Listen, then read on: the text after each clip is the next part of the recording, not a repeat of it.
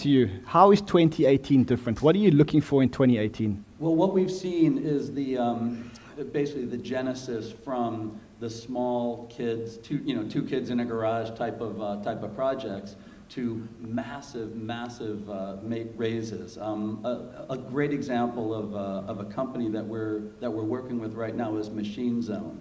1,000 employees, billions of dollars a year in annual revenue.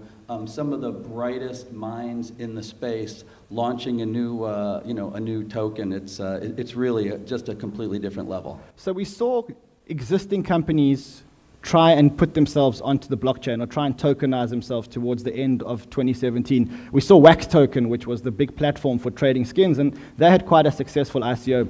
But a lot of people are quite skeptical. A lot of people are looking and saying, you guys are taking an existing business and you're trying to get extra money by tokenizing it, and you're not really a blockchain business. Jeremy, are you finding that? Yes, all the time. I mean, what a better concept for a team that can't raise money from venture capitalists than for them to go to a bunch of unsuspecting fools and say, hey, we have this token that's going to go up 100x. You're going to be able to raise some money that way.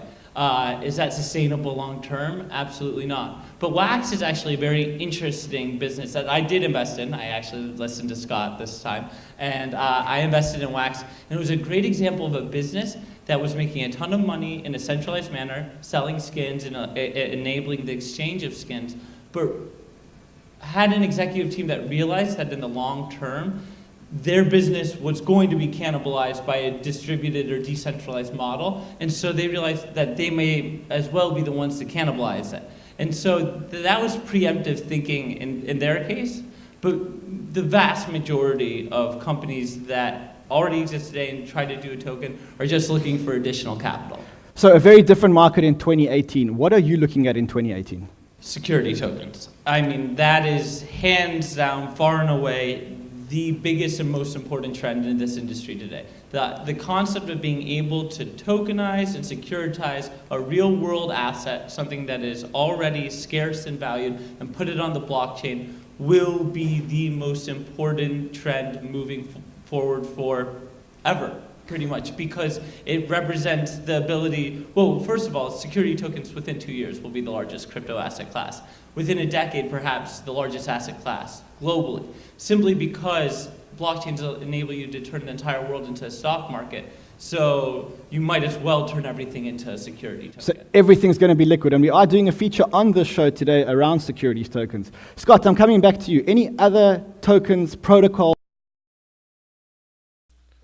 So I am very optimistic, and I'm looking forward to these security tokens because myself, if you have been following this channel, I'm a real estate investor, and that's where I've made most of my money and most of my success has been from buying properties during the recession.